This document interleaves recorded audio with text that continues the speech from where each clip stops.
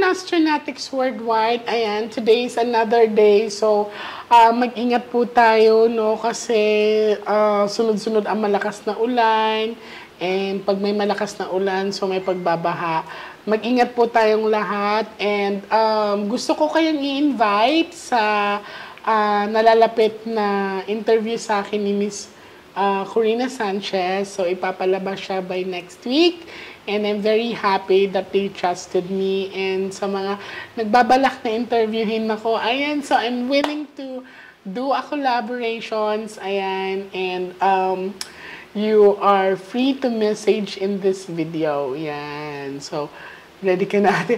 Okay, so si ate, first time niya, and then nagpapasalamat ako sa kanya kasi she allow us to record her story or the reading, and nag-request lang siya na wag lang siya ipakita. So, syempre pagka ganyan, I do respect the privacy at saka sa request ng mga client ko. And lahat ng nire-record ko po dito ay may approval and meron siyang consent. Yan. So, ready ka na tayo? So, ate, ito ay depende sa cards na mabubunot mo, no? So, kailan yung birthday mo? January 20, 1968. Okay. So, I want you to focus, my dear. I want you to pick one card. Thank you. So, this is you. I'm hoping that this is a red card, no?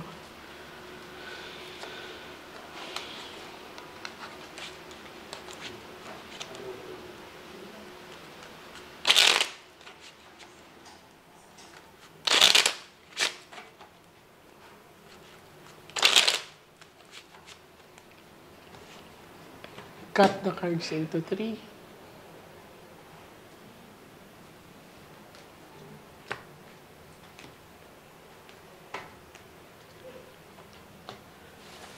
Kuha ka po ngayon ng 7 cards of total. Lagay mo po dito. So, habang bumubunot ka po, mag-ask lang ako ng guidance.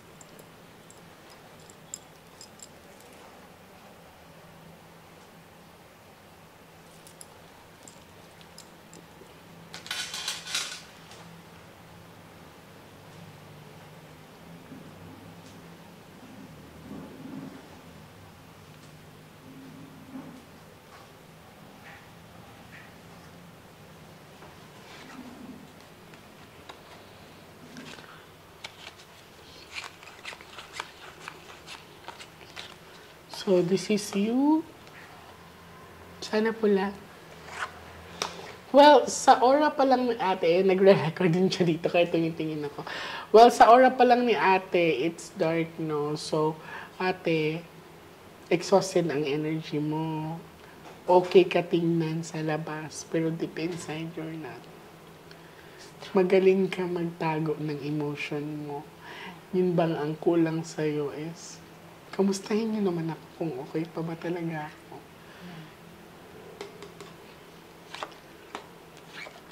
Ay, nasan yung partner mo, ate? Hindi ka ba nahiwalay? Puro itim to, oh. Palaging, Hindi ka na masaya. palaging separate. Palaging, Puro cut ang relationship mo. Yeah. Tignan mo, oh, itim. So, ilang beses ka nahiwalay? sa true talaga na yung talagang nasaktan lang. Lubos-lubos, dalawa. Pero yung iba, So, parang fling lang. still single. Till now. Tingnan mo ang relationship mo, ate. Puro crackdown.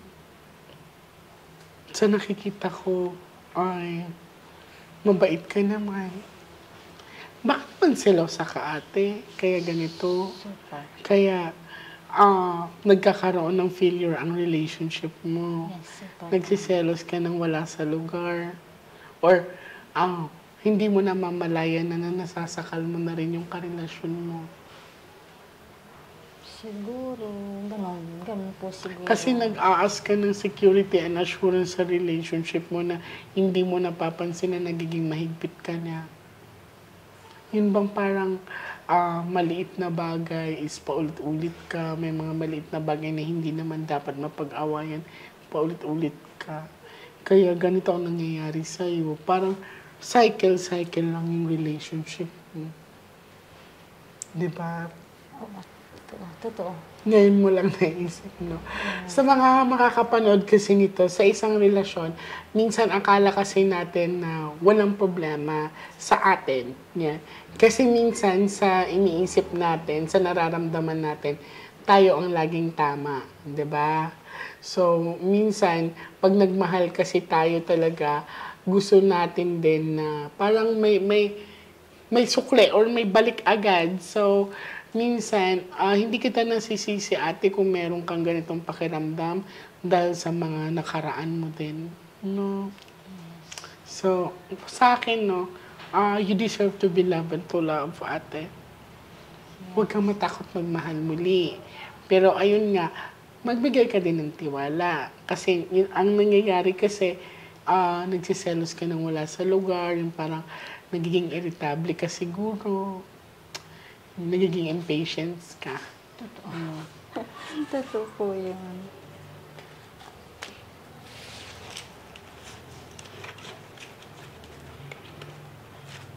Tsaka komplikado relasyon mo kahit may partner. So, ano nang plano mo ngayon? May na-entertain ka pa ngayon bago? Kailan yung last? Yung last year, mga 1 year. Ay, bago lang. 1 year na. 1 year na cut off na. Cut the cards into 3.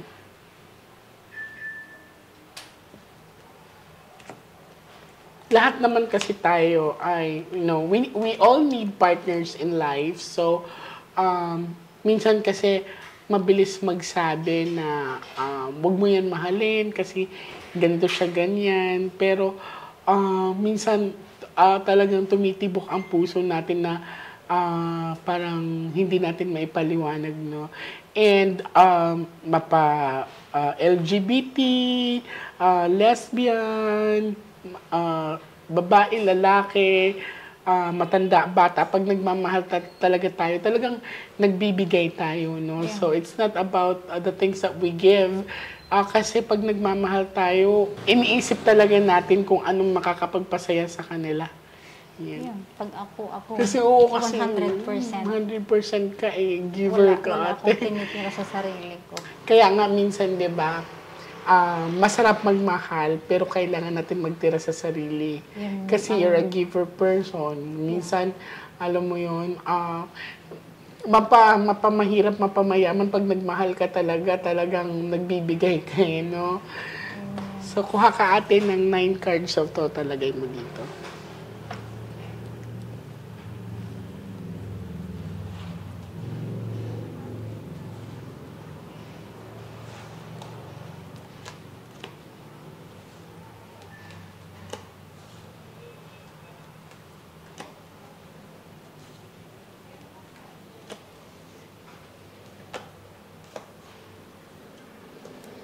Wala akong kinabahan.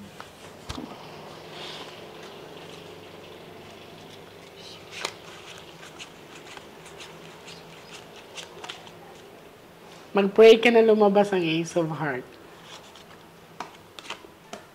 Uy, puro ka talaga love at... Ay, may biyahe ka pa. So, ang swerte mo ay wala dito sa Pilipinas. I mean, mas hata ka sa ibang bansa. So, nag-work ka ibang bansa. Ever since Miss J, ilang taon na tumanda na ako dun sa ibang bansa talaga. So, babalik ulit ako bukas. Oh, yan ang may travel ka. Pero ate, kailangan mo Uy! Sinagot ka ng baraha. Anong sabi ko sa'yo? Mag-pray ka na lumabas ang Ace of Hearts. So, that's a relationship, ate. Ibig sabihin, hindi ka magiging single. Magkakaroon ka pa ng partner. So, ate, matuto ka din magtira sa sarili mo, ha? Kasi kayod ka ng kayod sa ibang bansa. Yeah. Pero minsan, ikaw ay nauubusan. Totoo po yun. Totoo talaga. Alam mo, ang tagal-tagal ko ng OFW hanggang ngayon, wala pa akong... Wala ka na ano sa sarili mo. Siguro mga 23 years na Ang tagal OFW. na, te. Wala pa. So, Wala pa. si ate ay 23 years na daw siyang OFW. So, nakita ko nga dito, napaka-open ng travel niya at saka aalis na pala siya bukas. Hindi kami nag-usap, wala siyang komento sa akin. Nagulat lang ako kasi she's a giver person. Nakakalungkot isipin na nagtsatsaga siya sa ibang bansa. Tapos, sa sarili niya mismo, wala natira sa kanya. Hindi lang naman siya ang nakakaranas ng ganito. Marami sa ating mga OFW na nagsisikap pero walang naiupundar. Isipin mo ngayon ang sarili mo, ate. Hindi ka magiging masamang anak, kapamilya, kamag-anak, kaibigan kung matuto ka ding humindi. Okay? Totoo talaga. Kasi this time, para sa sarili mo naman. Diba? Hindi kasi na nararamdaman yung pagod at puyat. Kasi sila ay wala naman doon sa sitwasyon mo. Totoo yun. Minsan, hindi rin nila nakikita ang value ng pera kasi hindi naman sila ang nagsisipag. Totoo. No? Yung parang ang bilis lang sa kanila humingi. Tama, ate. Huwag ka malungkot. Ang importante ay okay ang health mo, wala akong nakikitang barang, wala akong nakikitang kulam, makakabiyahe ka pa, napakapalad mo. Kasi makakapagtrabaho ka pa na maayos. Madami sa atin ngayon, tingnan mo ang paligid mo, madaming nangangarap magtrabaho pero sila ay may sakit. Oo nga po. So, yun na lang ang isipin mo na hindi ka nahirapan ka man or wala ka man masyadong naimpundar sa 20 years na mahigit mong pagtatrabaho, isipin mo na lang na mapalad ka pa rin. At least marami naman na akong natulungan, Miss J, na pag-aral ko ang mga pamangkin ko. Until now. So, Sana ate hindi ka nila kalimutan. Kasi minsan masakit na tumulong ka sa kanila, pag-aralin mo sila, ganyan-ganyan. Hindi naman sa nanunumbat ka, no? Hindi rin naman sa nagbibilang ka. oo, totoo yan. Pero yun bang simpleng pagbalik tanaw sa'yo? Yeah, totoo. Kasi hindi ganun kadali na mapahiwalay ka sa pamilya mo na minsan sa ibang bansa ka na solo lang talaga. Yes. Nakikita ko yung sadness mo na you may look okay outside but deep inside you're not okay. Yes, true. Laban lang, ha? True talaga ate? yan, Miss J. Kasi I'm always, nakikita nila ako smiling always. But deep inside, ang bigat talaga na Ang bigat talaga. So, makakahanap pa ako ng... Yes! Yun ang importante. May relationship ka pa.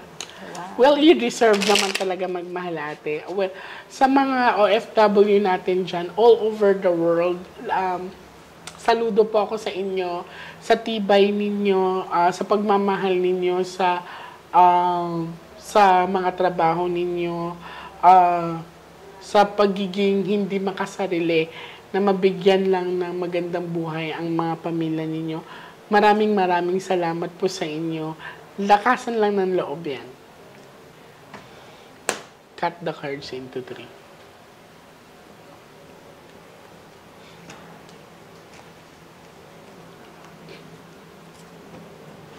Kuha ka po ng last 12 cards of total.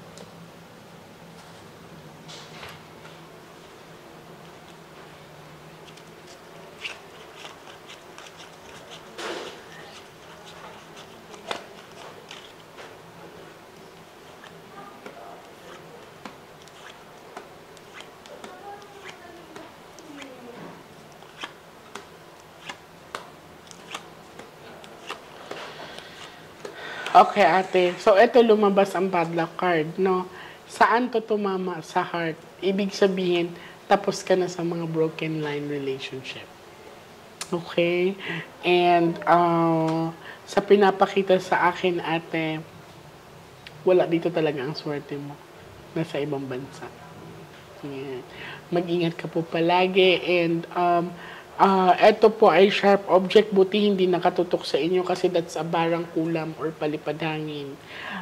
Lumabas ang malas sa'yo, or let us say, ang ano sa'yo is yung mga nakaraan mong hindi magandang relasyon na paulit-ulit kang nahiwalay. Huwag ka matakot magmahal. Pero wala namang ibig sabihin yan, Miss J, na No. for No. sa future po. No, kasi ang sabi dito is tumama ang bad luck mo sa relationship. So, tapos ka na daw sa broken line relationship. So, don't be afraid to love again. Okay? So, nandito ang swerte mo, ate, and this time matuto ka magtira sa sarili mo. Okay? So, maraming salamat, ate, and God bless you po. Sana ma-meet kita ulit, and hindi na ako magtataka ang pagbabalik mo ay may kasama ka na. Okay? Thank you, ate. Next year ulit siguro. Sige po, ate. Every year na Sure, ate. ano naman ako. Umuwi ako dito. Sige sa po, Pinas. mag-guide po ako. Maraming salamat po sa Miss inyo. J.